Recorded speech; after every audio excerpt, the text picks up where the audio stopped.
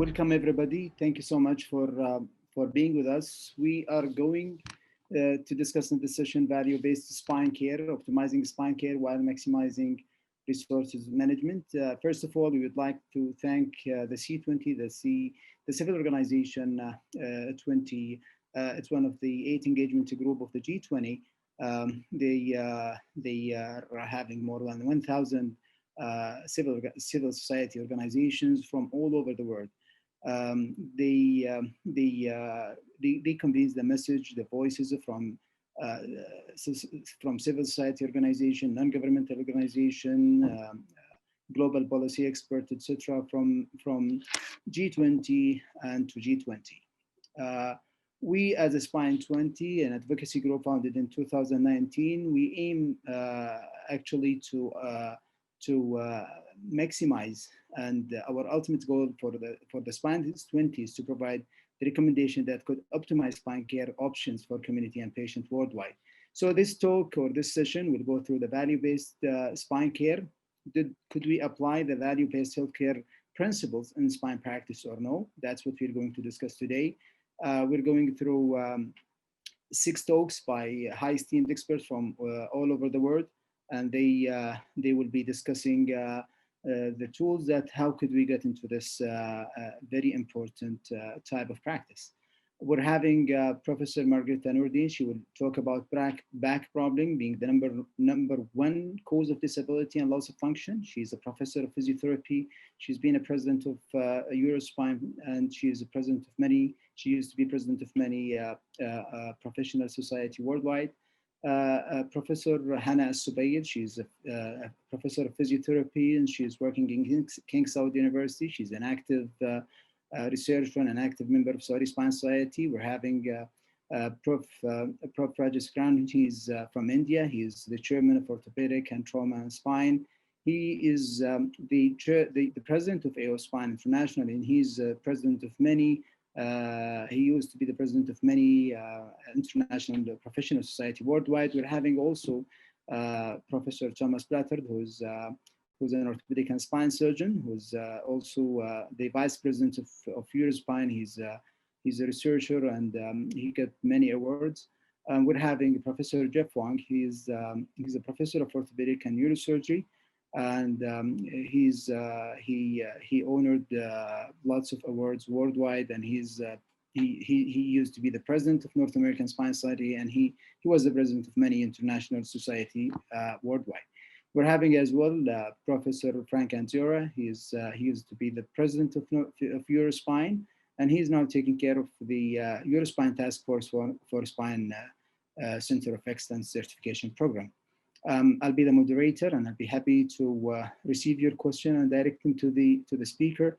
We would like to welcome Professor Margarita, who will give us the first talk on back pain as number 1 cause of disability worldwide. Welcome, Margarita, and please share with us your slides.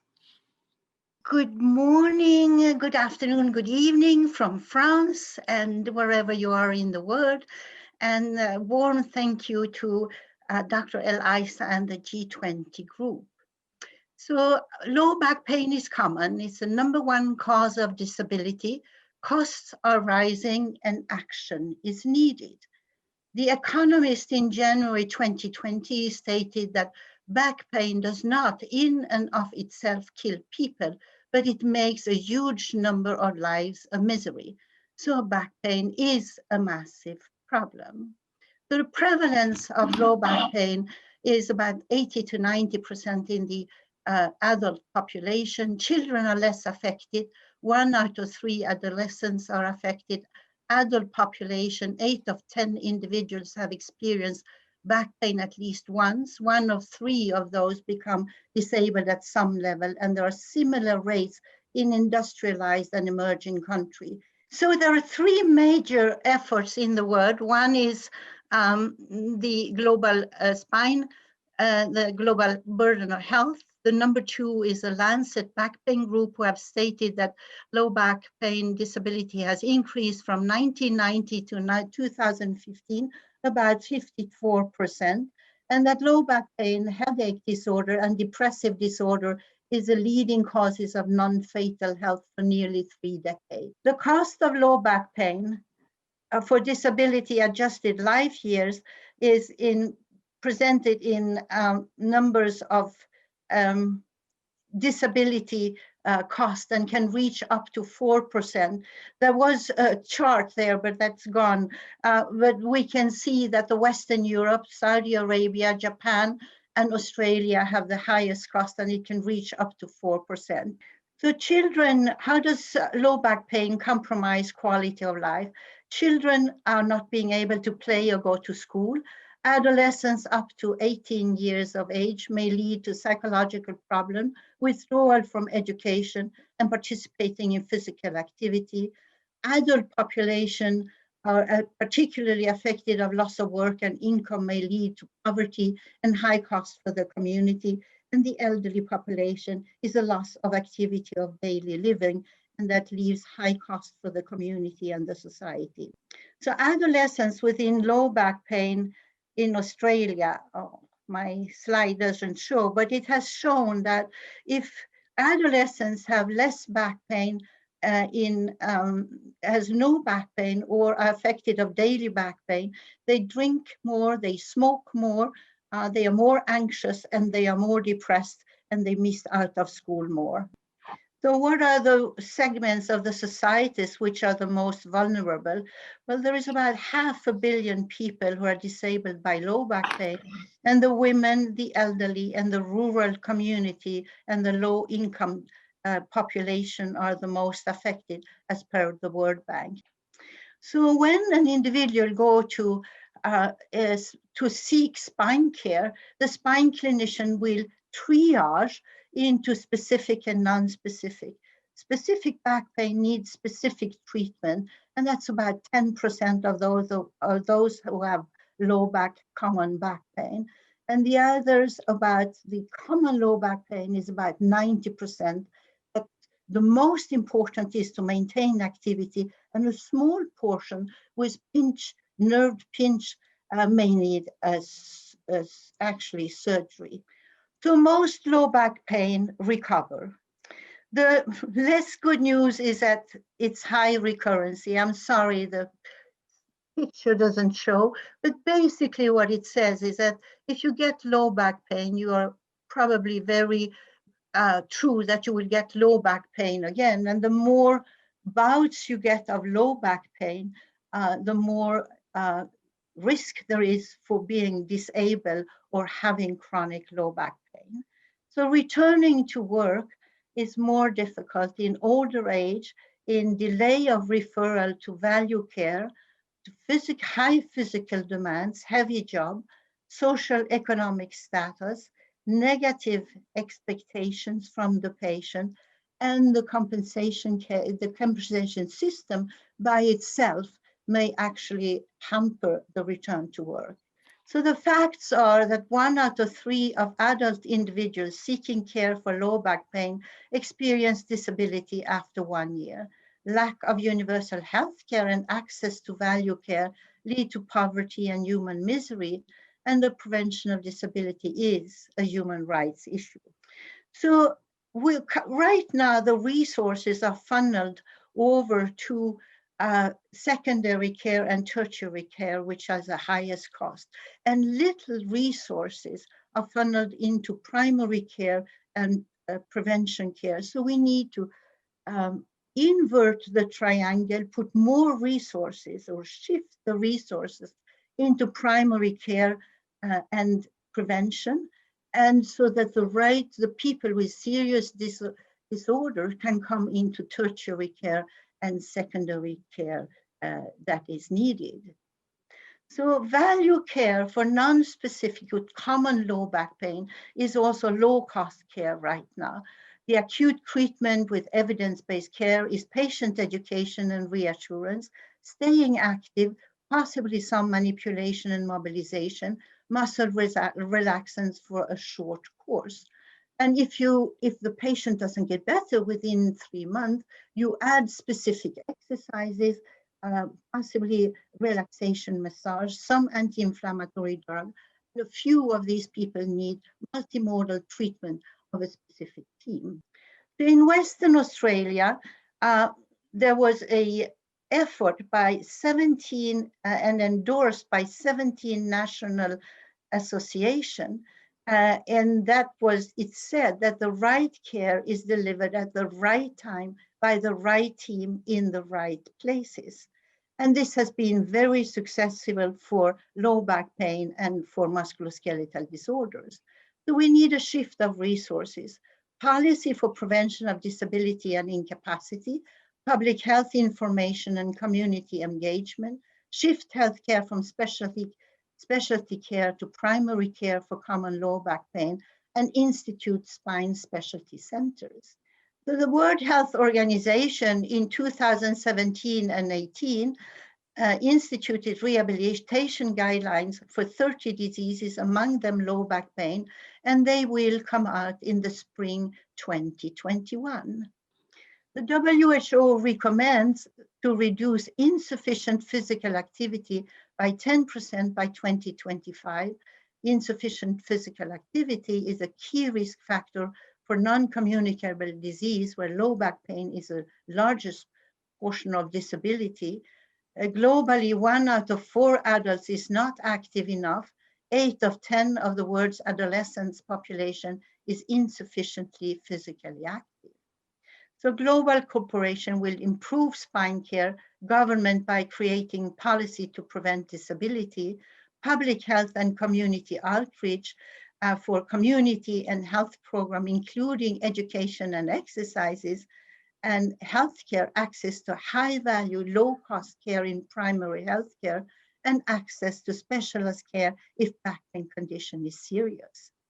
So the recommendation for spine health is to urge governments to mitigate the increasing burden of spine disability and incapacity on health, economy, and social security system by developing policies and system level support to prevent its development and reduce its economic burden. So we need to come together for a healthier population and leaving no one behind. And I want to thank C20, Spine 20, and Eurospine. Thank you so much. Thank you so much. Thank you so much, Margareta. I've got a question to you. Now, you're saying 80 to 90% of the population would have back pain at one stage of their life. I guess this is a shocking news to audience. Now, how many of those do you think that they're having more of life or limb-threatening problems as compared to a treatable back pain? Most of the studies that are really from Western Europe and from North America, but we now have some studies also coming particularly from Australia, Japan, and India, shows that 1 out of 3 people become disabled at some level, meaning that they have continuous low back pain, and some of them cannot work at all because of low back pain. That's very alarming. Now, in one of your slides, you said that you're encouraging shifting the healthcare system from specialty care to primary care.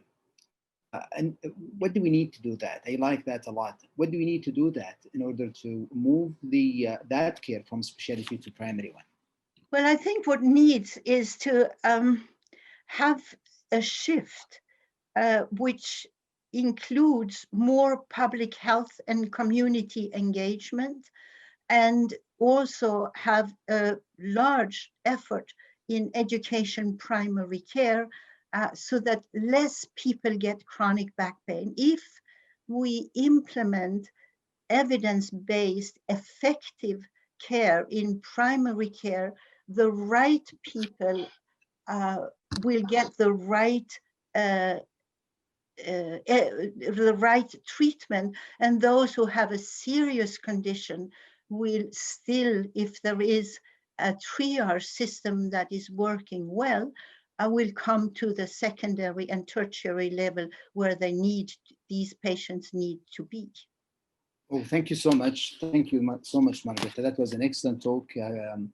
Alarming, back pain is very common and we have to take care. Now we're moving to Professor Hanas Fayed. She will talk about outcome measures in spine practice. You go ahead, Hannah, please. Hello, everyone. Welcome to Spine 20 C20. And thank you for inviting me to talk about a topic that is new to me personally, which is about outcome measures and value-based spine care. The focus of my talk will be under three main themes. Why are we talking about outcome measures and the importance of outcome measures in spine or value-based spine care? And the second question, what to measure to provide value-based spine care, and how are we going to measure the outcomes? So let's start with the basic question. Why we are here. We are here for health, and the main domains of health, the physical and mental and social well-being, is the domains that we are looking for and we are tackling in our healthcare system. Countries all over and governments all over the world, they spend trillions of dollars and to provide that state of health. However, is it actually impacting the individual and population health outcomes positively? This is a question that we always ask. And if we focus on Saudi Arabia, since we are here in Saudi Arabia, we see that the demography of the Saudi population is changing. We are still a very young population. However, the aging population is creeping in and it's increasing. The health expenditure is expanding and increasing, and it's becoming more and more expensive to provide care. In the past few years, the growth of the expenditure increased more than 8%. And this increase does not correlate with the tangible change in outcomes, in health outcomes. So this comes the question, why are we tackling our health in the right way or not? And when we talk about value-based healthcare, and Margarita already touched upon this, we've always thought of health from a practitioner or service provider perspective.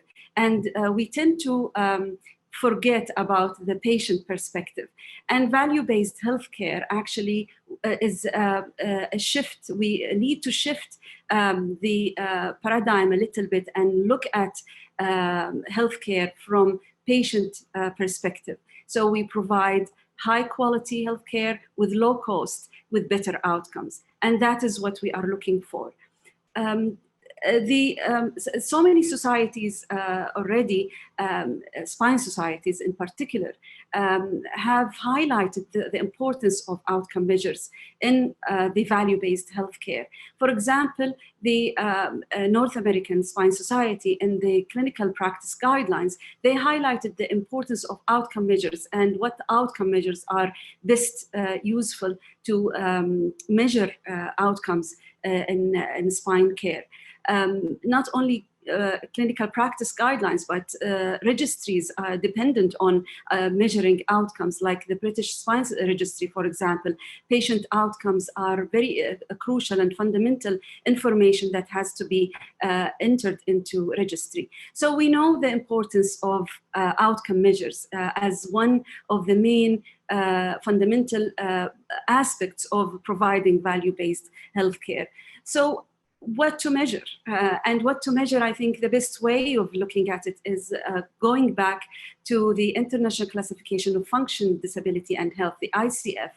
It's an excellent platform or framework to start looking at health and how to measure health. If you can see that it is divided into two main domains, the functioning and disability domain, and the contextual factors or domain. In the function and disability domain, we have three main categories: the impairment, the limitation, and the restriction. We tend to focus our attention in the current healthcare systems in impairments and looking at MRIs, looking at physical examination, images, etc. And we tend to shy away from looking at the function and activities of daily living, for example, and measuring function, for example, using 6 minutes walk or timed up and go, the meaningful outcomes for patients and populations. Not only that, we tend to forget the participation, the individual participation within their community and their role within their family, within their work, within their community. And we tend to forget to measure all these domains. These are major domains that has to be looked at, and outcome measures have to be including all these domains. Not only that, we have to look into the context, the environmental factors. Are they living in rural or in the cities? Are they working, not working? Their personal factors, the gender, the age, the education, all these domains, it has to be measured and looked at from all perspectives. And this framework is very nice to be implemented in across all disciplines. It unifies the language that we use in different disciplines. So this is the first, the what question: what to measure all these domains. How can we measure those domains? I think we need to have tools, and the tools, they have to be valid, and they have to be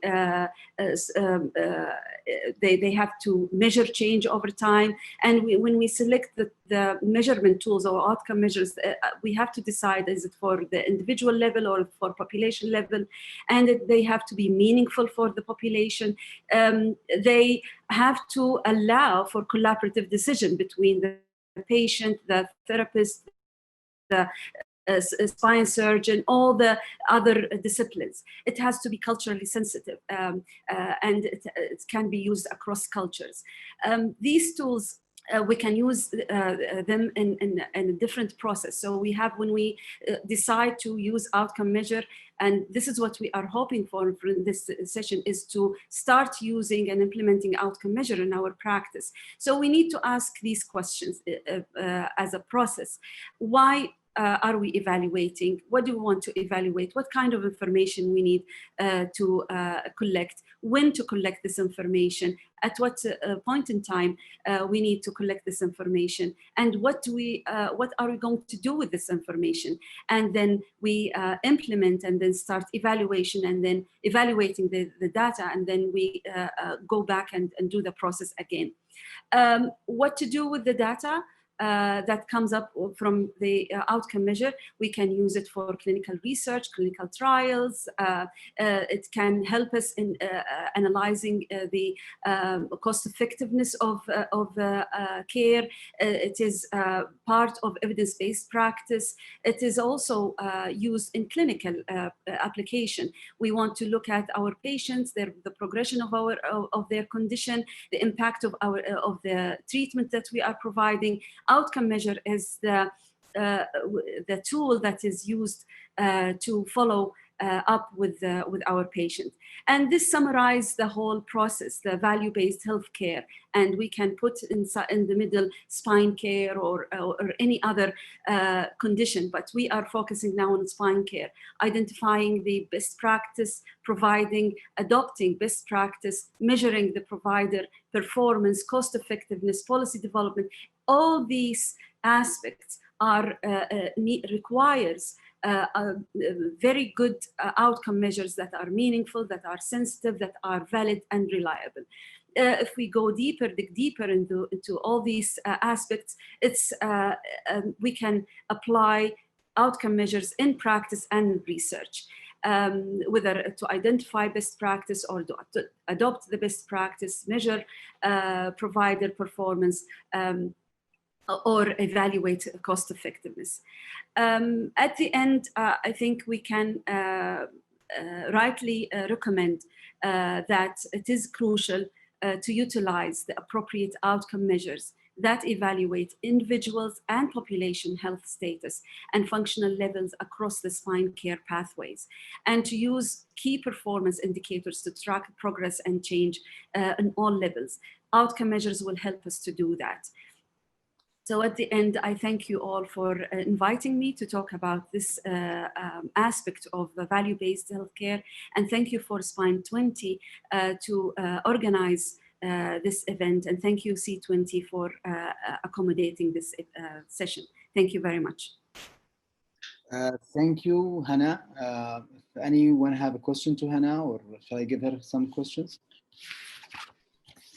Okay, Hannah, you know what are the enablers that could be implemented in order to facilitate using these outcome measures?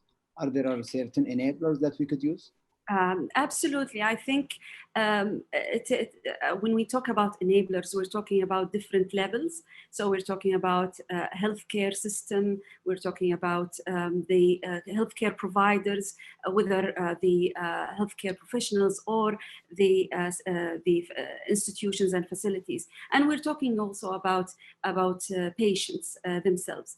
The way I see it in terms of the healthcare system is to have the infrastructure and to have a good system to document the results of these outcomes, to have good registries, to have clinical practice guidelines that are evidence-based.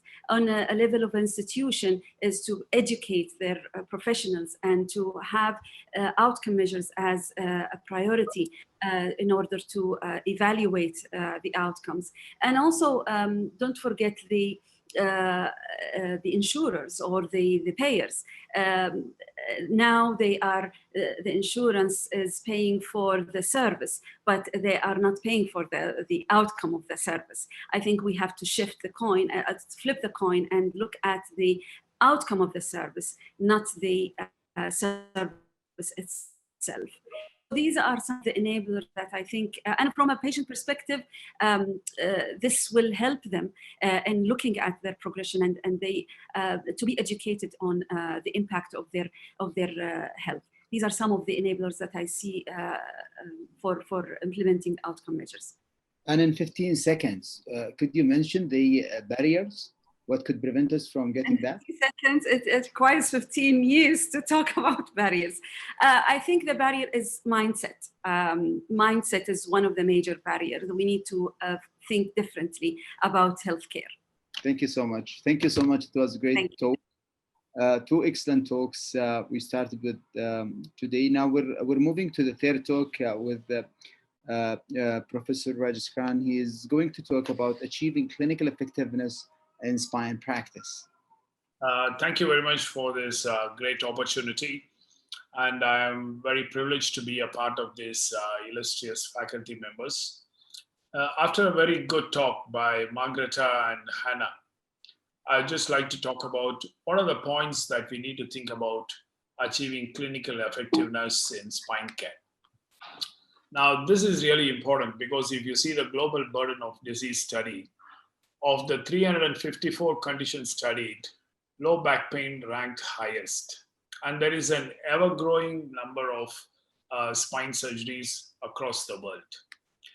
And this is something really good. If you see the spine and orthopedic devices market, that is forecast to reach $61 billion in 2017. And in 2020, it should have been much, much more. But what is interesting is that this is more than the GDP of 25% of the nations in the world. So we are spending a lot of time, we are doing a lot of surgeries, spending a lot of money, and it's so important that we should give an excellent clinical outcome. In the past, surgeons reported results as excellent, good, or poor by their own assessment, and usually it was by imaging. But however, we know that this is far from what is really should be. And now what we need to have are patient-reported outcomes. Because you can look at here, this study actually looked at the patient-related outcome for 5 of the most common diagnoses: lumbar stenosis, spondylolisthesis, disc herniation, adjacent segment disease, and recurrent disc herniation. And at an individual level, 12.5% had no gain from surgery, and 38% did not achieve the minimum clinical important difference which we expect out of it. So it just goes to prove that we need to look at everything from the patient's point of view. And that's exactly what Mannion meant when she coined the term expectation actuality discrepancy. Now, this is something that we really need to be very careful. So, what is clinical effectiveness? I think it's defined as the application of interventions which have been shown to be efficacious to appropriate patients in a timely fashion to improve patient outcomes and value for the use of resources. So you can see there are lots of things built into it. It's not just one thing. It's a series of applications given at a timely fashion, which will improve the outcomes from the patient's point of view, and it should also be cost effective. So every step in that is important, not only from when the patient reaches the hospital, but I think if you look at something like G20 and Spine 20, we need to think about patient education itself quite a lot. Because if you see here, these patients are actually referred, or the primary healthcare providers for them are the GPs and general orthopedic specialists. And it's very important that they should know when to refer a patient and what is there. In our clinic, if you see the severity of the curve, almost approximately 60% of the patients who come to us are coming with a very severe deformity. And if you ask the reason why, one of the primary reasons they say is that it is because the general practitioner said, go to them after the growth is over. So we need to look at educating the public if we need to be very effective. Then we need to look at the right diagnosis, because we are only as good as our diagnosis. And we need to make sure that we have a systematic approach, that we do a good clinical examination before we do imaging, because there is a lot of problems now of inappropriate and excessive use of imaging. And MRI, although has been really good for us, is also so sensitive that it gives a lot of impressions where when you just scan to diagnose without doing a good clinical examination, it really makes you do too many surgeries, which makes it inappropriate in the society. Look at the evidence-based medicine and make sure that we choose the right treatment, not the latest, not the costliest, but what is appropriate to the patient, his occupation, his culture, his affordability, and his expectations. We need to be very cognizant. There are so many new ideas, new devices, new techniques, new technology coming. They all go up, and after a few years, they come down. And we should not be a victim of employing all these before we are sure what it is.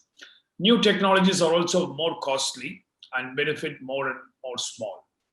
The first few designs of the pedicle screws were very good and less costly. But when you come to the 35th or 36th modification of the pedicle screw, it adds a lot of cost, but very little value. As we can see over here, if you're living in a third world country or a developing country, there is no big advantage of putting a very expensive disc arthroplasty when you know that disc fusion does as good. So one of the other methods of clinical relevance is to be very good in audit. Because if you don't do audit, it is like playing cricket or any game without keeping a score. And that's really inappropriate. Although national registries and international registries, they have been questionable. What is more important is that many of these times they have actually clearly shown that some of these devices and some of these technologies are inappropriate. A very good example is the interspinal spacers, which came in. There were so many modifications, so many models, but we knew that there were high failure rates, early failure rates up to 55%, and a high revision surgery requirement. So registries are very important. But more important will be for you to do an audit at a personal level. Every surgeon has to do an audit at a personal level and also at the hospital level. And this is something that we published in 2020, very recently, that where our infection rates were 3.42 And just by doing simple cost-effective practices of a preoperative bundle, intraoperative bundle, and postoperative bundle, we could reduce the infection rate from 3.42 to 1.22. So all because you do an internal audit.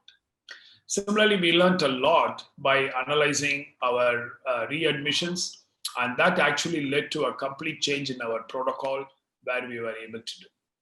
Lastly, I think we should all pay attention to effective utilization of our resources, because cost does matter, because resources ill spent robs others of health resources. And that's very important. If you look at the disk, there is nothing that we have not done to the disk. We have burnt it, we can electroglycate it, we have put injections into it, we have put enzymes into it, we have done everything.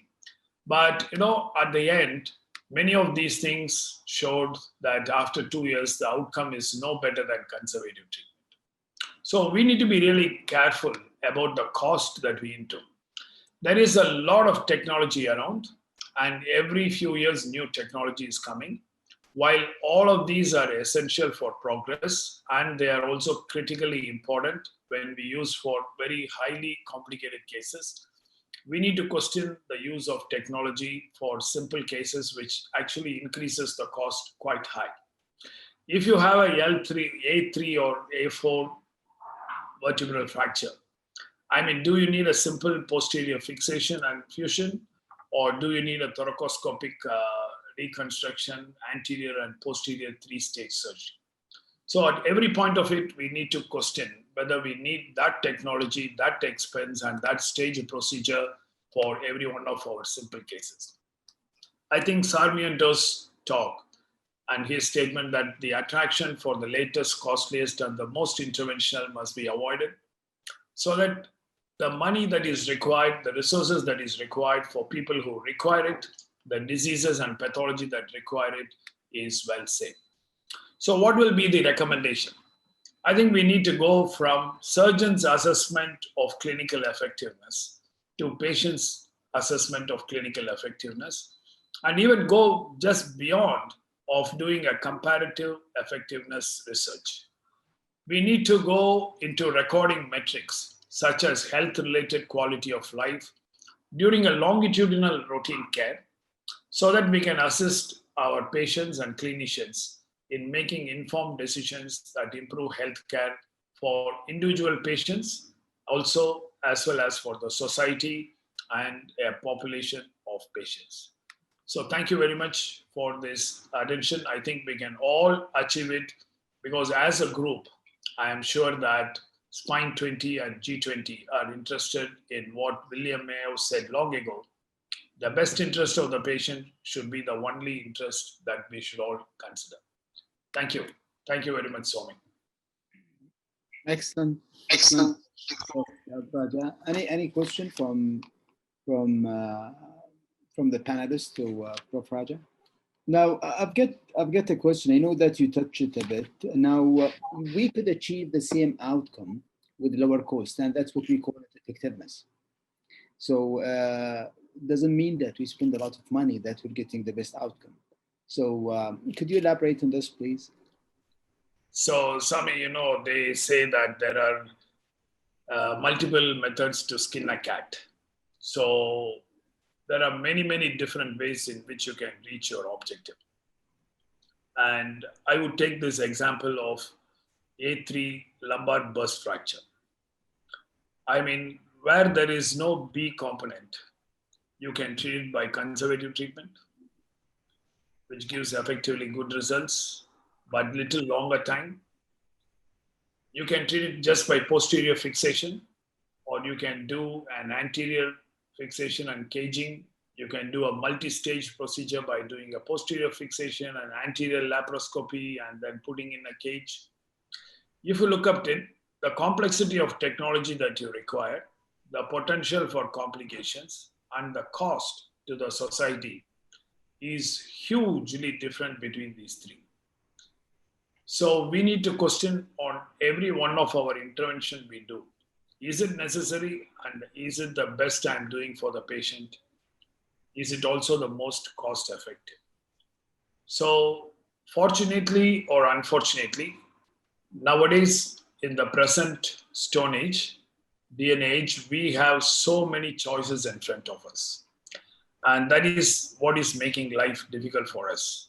So we need to be choosy in giving the best to our patient at the lowest cost, because that cost, that money can be used for somebody else who really needs it. Excellent, excellent. In regard to registries, now you know very well that building up a registry from scratch is a very comprehensive, very difficult. Now, how could the international societies, well-established international societies, collaborate in this kind of business to help each other's different nations to exchange what they have already? So I think, Sami, this international registry, this may be my personal opinion. I am biased because I had the experience of trying to build our national registry. It's very complex and very difficult. The main problem being the difficulty in getting surgeons and the units to be 100% compliant in entering all the data. Even with the best of our efforts, busy units don't do it as much as they should. And units which are not busy also don't enter much of the data. So if you are depending on data, then many times what is reflected out of these registries is not 100% true data. And that is where the fault lies. So that is why I presented, and I also believe that as much as you can learn from the national registries, we can also learn a lot from our individual hospitals' strict audit and regional audits, on which we'll have better control. And later, these can be built up into a national data. I think having international registries are very difficult because of the problem of having 100% compliance in entering data. Thank you. But they can give a lot of important details, like what the Australian registry did for total hip. Yeah. Thank you so much. Amazing talk. Now, the floor is to Prof. Thomas. He will talk about the need for internationally adopted clinical practice guideline for spine diseases. Welcome, Prof. Thomas, and we will be enjoying your talk. Thank you, Sami. It's a pleasure for me to be part of this group. And also I'd like to thank the host, the C20, for giving us the opportunity to share our thoughts and our visions with the whole world. The need for internationally adopted clinical practice guidelines for spine diseases. So what is the scope of this talk? I will try to focus on the chances and opportunities of international harmonized education curricula. We do not have these yet. And I will try to illustrate the threats of divergent treatment practice between global areas, regions, countries, and encourage the adoption of internationally recognized clinical practice guidelines. The threats of divergent treatment practice may not be immediately obvious because everybody's trying to do the best he can. At least this is what you should expect. But there may be bias. There may be economy-based bias. There may be culture-based bias. We experience hierarchies, tight hierarchies in therapeutic teams, and people in the low ranks may not speak out and may not dare to give their comments if something is done for 20 years without reflection. We just heard a brilliant talk of Professor Rajasekaran about effectiveness. Effectiveness needs to always be reflected. He told us how he was able to drop the infection rate in his institution by a simple internal survey. If you do have a tight hierarchy in your therapeutic teams, something like that is not possible. And then we may have educational gaps, preventing positive change and adoption of best practice. And as an easy consequence, this can be a direct threat to patients' health and well-being. So why should we aim at an international recognition of the clinical practice guidelines that we have? Each country certainly does have some clinical practice guidelines, but are they being acknowledged internationally? Usually not. This is why nowadays it's common that every country has its own, and hardly you see groups of spinal specialists coming together, sharing their practice guidelines, trying to adapt and finally to adopt what is the optimal guideline for the outcome. And if you're going that way, we want to make sure that our diagnostic and treatment strategies are best practice-based, are evidence-based, and value-based everywhere in the world. And how can we achieve an international recognition for these clinical practice guidelines? This will only be achievable by implementing them into internationally harmonized education curricula of both the international and the national scientific societies.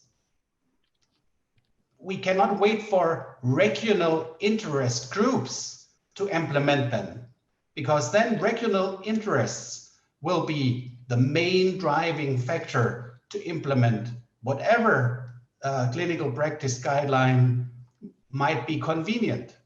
And then it again might be economy driven or culture driven. Only by implementing them into harmonized international curricula, they will be able to be adopted globally.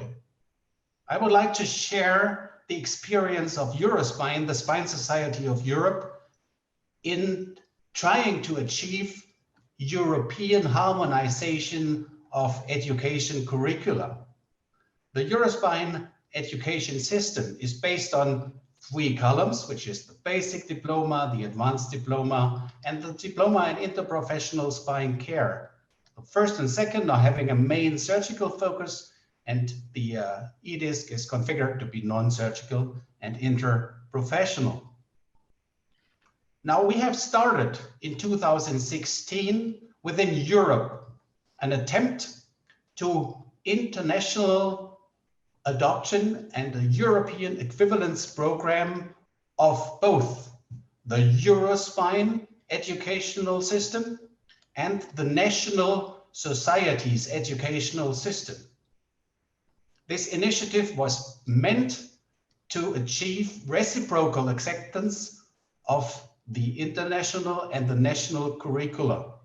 Now, on this basis, with 6 European countries, we are having equivalence. That means that Eurospine diploma graduates can apply for the corresponding national societies diplomas, and vice versa. Graduates of corresponding national society diplomas are eligible for the Eurospine diploma. You don't necessarily have your national and your Eurospine diploma both at the same time, because both are equivalent and fully accredited. So whatever you have, it's accredited and acknowledged in all the participating European countries. We have even gone further and tried to attempt equivalence not only with national spine societies, but with other international societies. And we gained equivalence in the meantime with the European Association of Neurosurgical Societies and with the European Federation of National Association of Orthopedics and Traumatology, also meaning that they acknowledge and adopt the Eurospine curriculum. This is a timeline, so you get an insight how things developed in Europe. 2016, we started with acknowledging the basic diploma of the National German Spine Society. Then Turkey, Spain, Portugal, Greece, and France joined the European Academy of Neurosurgeons, joined in 2017. In 2018, Turkey and EFORD were joining. 2019, Spain and Portugal went the next step with their advanced diploma. And also this year, Germany did the same with its advanced diploma. Altogether, during those 5 years, we do have 405 delegates that successfully did get their Eurospine diploma in equivalence to what the national spine societies would have them done also. That means we have in Europe, we have more than 400 young spine surgeons who are educated under the same system with the latest guidelines and without trying to avoid any economy or cultural based bias or whatever bias you might have. With this, we're trying within Europe to transcend borders and languages. Of course, there are more than 6 European countries. On this figure here, you can say all the countries that up to now have also declared interest to join this equivalence system, because obviously they acknowledge that it helps to gain value-based spine care. So in conclusion, and as a specific recommendation for from the Spine 20 to the C20, we would like to formulate our recommendation on clinical practice guidelines like this. Spine 20 encourages the adoption of internationally recognized clinical practice guidelines in spine practice by means of globally harmonized continuous medical education in order to avoid the major threats of divergent treatment that I've been showing before. Thank you very much, Spine 20 and C20, for giving me the opportunity to talk. Thank you so much, Prof. Thomas. Any question from the panelists? Tom, Go ahead.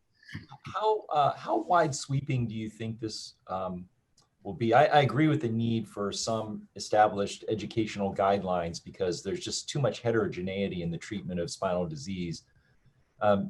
Can we all get under one umbrella, or is it going to be different in Europe and in the different continents or different countries? Yeah, thank you, Jeffrey, for this question. You of course, you are just as I am aware that right now the NAS annual meeting and the Eurospine annual meeting are running. And only yesterday we had the president of Eurospine and the vice president of the North American Spine Society been visiting, doing a conjoint video session. And that was one of the topics. And the vision, up to now, it's a vision only, but you need to be visionary. The vision was that the two biggest spine societies in the world, and that is NAS and Eurospine, would come together and would join and would also harmonize their curricula. So is it possible? Yes, I think. Are there attempts to do so? Yes, I think too.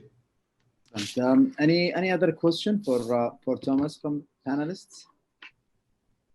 I've got one 30-second question.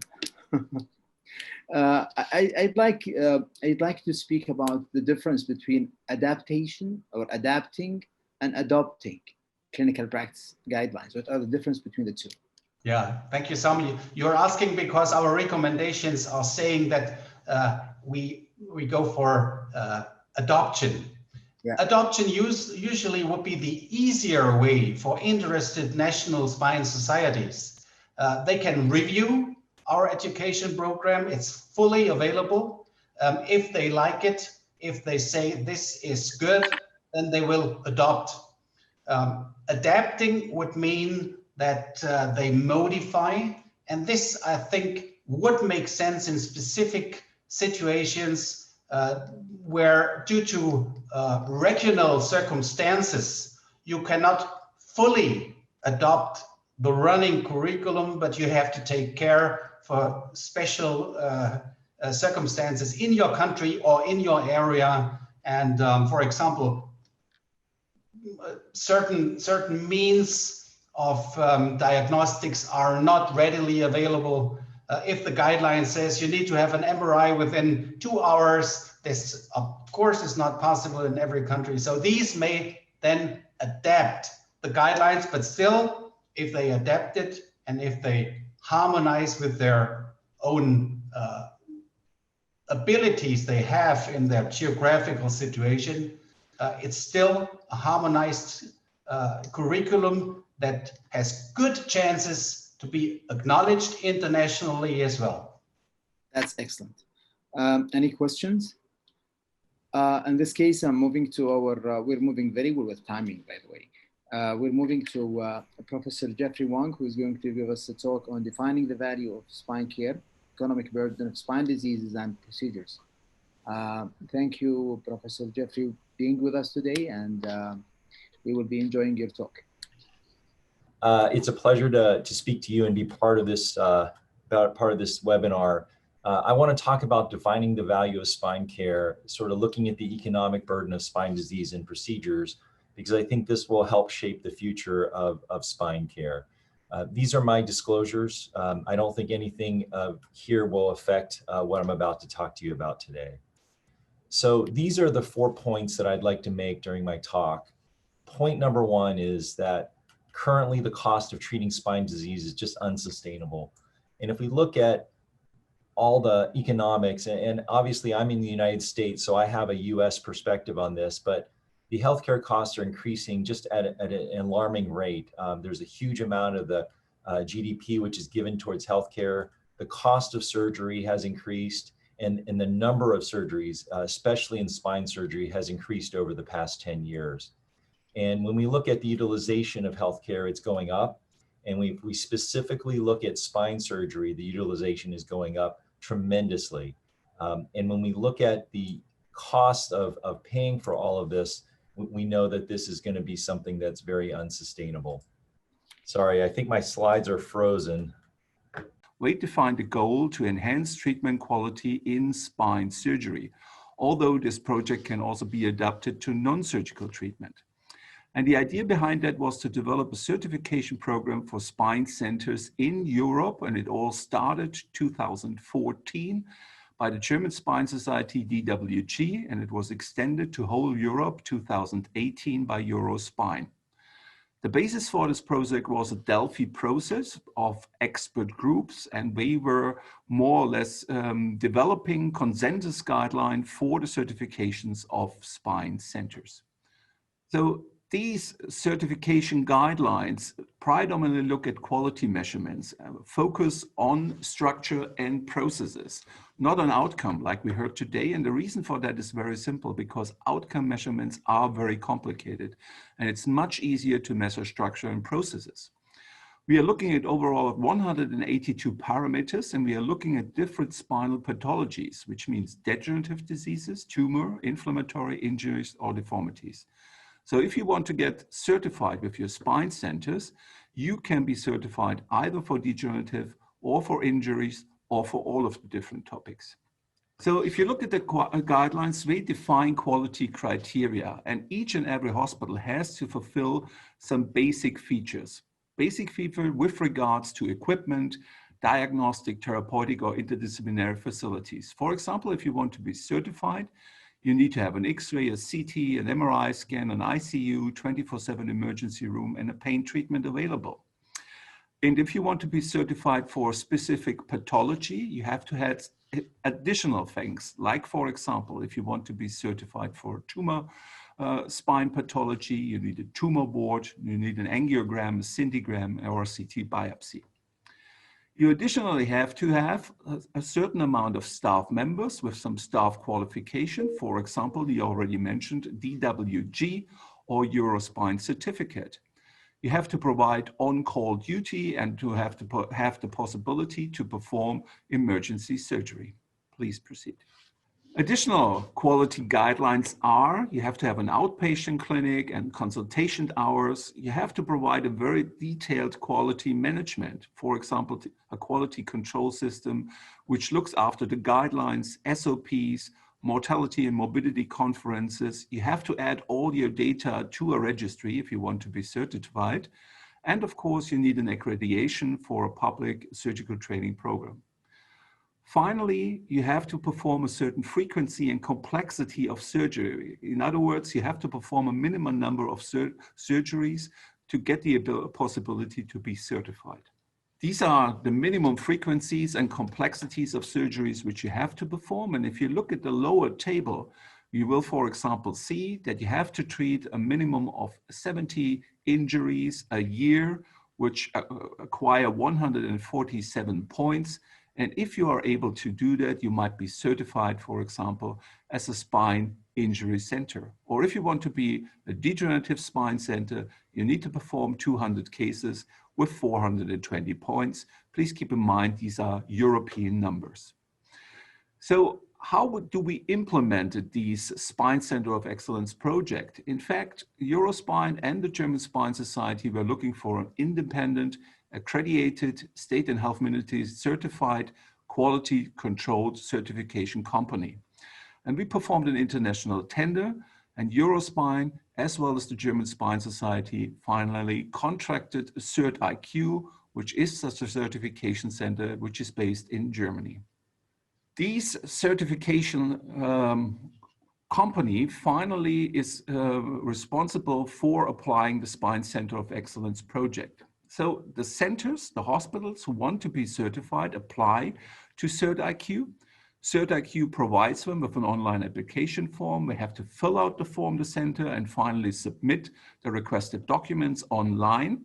They have to pay a certain certification fee. And finally, CertIQ, the certification company, checks the information in the documents. It performs an on-site visit and an audit, always in the local language, regardless where it is in Europe. And finally, CertIQ produces a report, including a recommendation.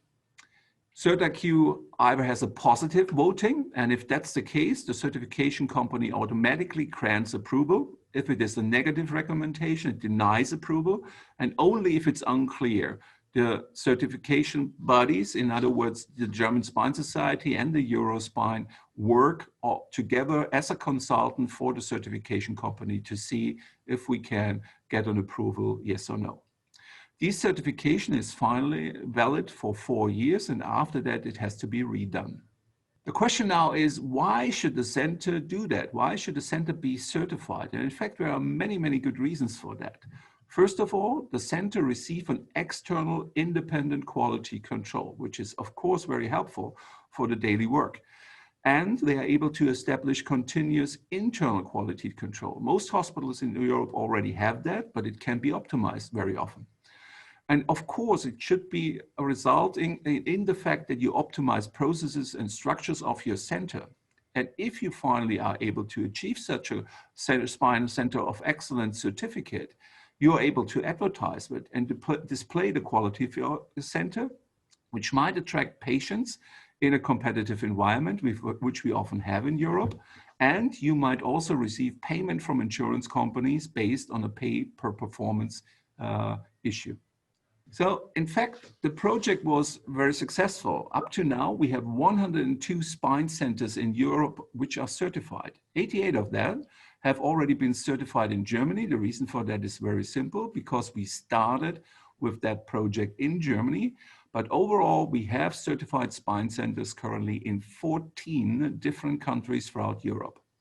49 of the centers who are certified mentioned that they learned something, which is of course very nice, but most of them are very happy with the procedure and we would do it again because we learned something. We also established a grant to waive fees for hospitals in underprivileged countries, but that currently only accounts to Europe. So in summary, I think the Spine Center of Excellence project of the German Spine Society and Eurospine can be a framework for standardizing spine healthcare, not only in Europe, but throughout the world, and not only for surgery, but also for other treatment modalities. I think that all stakeholders, patients, providers, payers, suppliers, finally benefit from the fact that this is an independently certified quality structure. And policy recommendation might be that at the end of the day, these structures have a potential to optimize our spine care globally. So thank you very much for your attention. Thank you so much. I'd like to go back to Professor Jeffrey Wang, as as long as we're not having enough time for question. So could you share your screen, Professor Jeff? Or do you, yeah, it's very obvious. Sorry about that. Can you see it now? Yeah, we can see it. So I was talking about the heterogeneity in spine care. And so this is a common pathology. This is an L4-5 spondylolisthesis. And when you look at how we could treat this patient, these are all the different options. We could do a decompression alone, and that decompression could be a laminectomy, could be a minimally invasive decompression. It could be an endoscopic decompression. You can use an interspinous device, as what was mentioned by Dr. Raja Sakaran earlier in the session. And you can do that with or without a fusion, or you can do a posterior decompression infusion. And there are many ways to do that posterior decompression fusion. You can use an interbody, you can do it minimally invasively, you can do it open, and you can do it anteriorly with indirect reduction, or you can do it anteriorly and posteriorly. So you can see that for one pathology that we see commonly throughout the world, there are about 10 different surgeries that can be done. And not only are there 10 different surgeries that can be done, but each of these comes at a different cost. And some of these will be very, very inexpensive, and some of them with new technology will be very, very expensive. And that accounts for a lot of the variability in the way we treat our patients, as well as the costs. So how do we define the value of spine care? Well, I don't want to get too much into this as far as the economics, but I would say that the principle is that the treatment with the most value will be the most effective at the lowest cost to the society and the patient. And so these are the three main economic analyses that are typically used: the cost-benefit analysis, the cost-effective analysis, and the cost-utility analysis. You know, the cost-benefit analysis is basically, for an example, we use intraoperative Vanco, which costs about $1,000, but we may save over $500,000 later in revision surgeries for infections. If we look at the cost-effective analysis, that allows us to basically look at some outcomes, but the problem is this is not really translatable. The cost-utility analysis is typically how we compare different treatments, and this would kind of give us the quality adjusted life year, and we can measure this effectiveness measure that combines the quality of life and the length of life in a single number. And as an example, we can look at different procedures. We can look at spine procedures and see how that compares to bariatric surgery or to a hip replacement or something like that. And as an example, if we look at the treatment for a lumbar herniated disc, it is cost effective, or it's society accepts the fact that if we do surgery, the cost of that surgery provides a clinical benefit at a cost that is reasonable, that the society is willing to pay. The problem with all of these economic analysis is that this is a societal judgment, and it's not really a medical judgment. And so I do think the future of spine surgery will be taking into account the cost as well as the value and how this benefits our patients. The last thing I wanted to talk about is that for the future, value-driven healthcare is the way we need to go. And the example I give is that if we purely go with the cost-benefit analysis or the cost-utility analysis, if we find, for example, that a cervical disc replacement is more cost-effective than an anterior cervical discectomy infusion, I don't want someone to tell me that every patient that has that problem, I have to do a cervical disc replacement and it can no longer do a cervical fusion.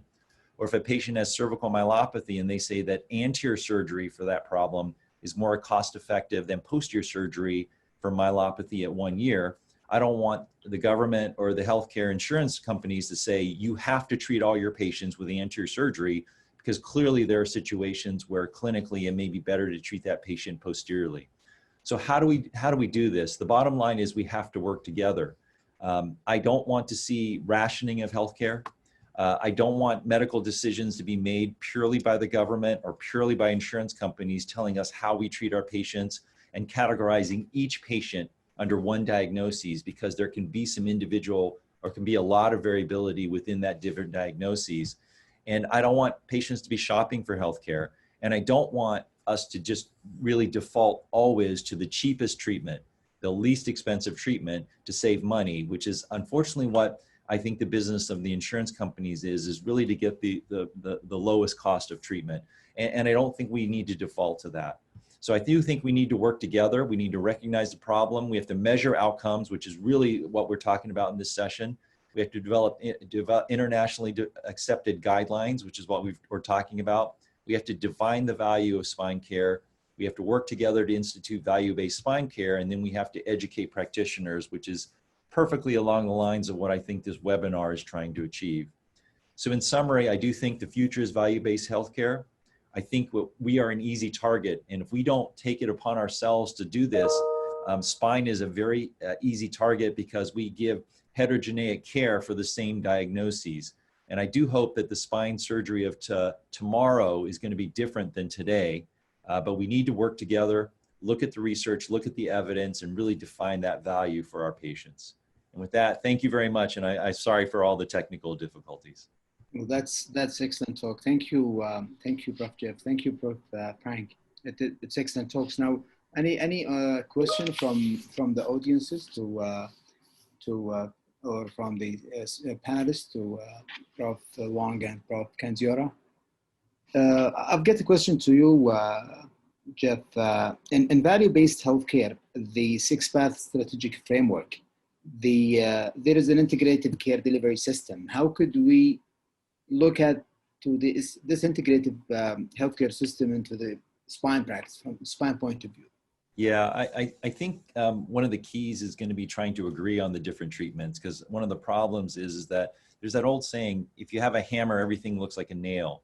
And one of the problems is that we can't just look at our treatments in isolation. I can't look at my patients just from a surgical point of view, and our non-operative colleagues can't look at their patients from only a non-operative point of view. We have to look at sort of the whole pathway of care. We have to take that patient from the initial, even prophylactic, right, preventative measures, all the way through the initial treatment, all the way through potential surgery, and even follow-up. And we really have to define that episode of care and become a team. And I think that's the only way that we're really going to effectively change and be more effective in the future. Excellent.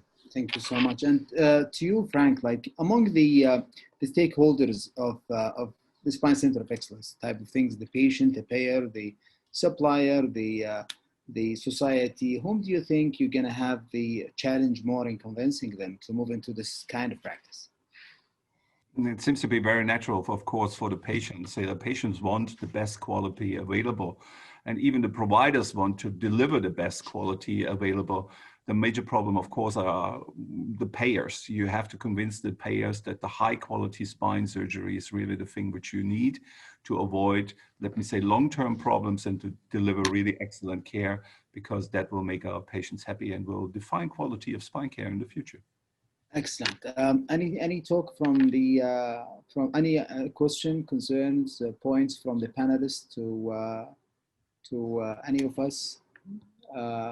It was an interesting webinar. We listened to an interesting talks from high esteemed expert. I would like to let everybody knows that we will be releasing kind of like statement that summarize what has been discussed this afternoon, in the way that Spine 20, you could see my screen? Yeah, in the way that Spine 20 could help in providing the recommendation that would allow the value-based spine care going through from the prevention to clinical effectiveness, practice guidelines, Spine Center of Excellence, and tracking progress. I'd like to take also the opportunity to thank the C20 Summit team. They did a great job from the day that we communicate with them till the day that they were with us earlier today. Thank you so much, and we apologize for all technical difficulties that it's expected to happen with virtual meetings. So we understand, and you understand how difficult these things could happen. We would like also to invite everybody for our Spine 20 first meeting that will be happening in Riyadh, November 10 to 11. And this is the first time we're releasing this, by the way, the 8th symposium that we will be having. We will be having 8 symposium running in 2 days, and we welcome everybody to register. There will be a limited seat for registration, but there will be a live stream for everybody to join. If there is anything, any concern, you could email us or check our website. Thank you so much to C20 people. Thank you so much to our speakers, and Thank you to the audience for being with us. We hope together we achieve what we were looking for and delivering the message to the decision maker that treating spine is an important thing. Back pain is affecting, I would say, 100% of the people that are watching me now, and none of them never had back pain in his life. So I believe what we are looking for by having this kind of value-based spine care is our ultimate goal in Spine 20 objectives. Thank you so much, and we are looking forward to see you in Riyadh, November 10, 11, 2020 for our annual meeting. Thank you so much.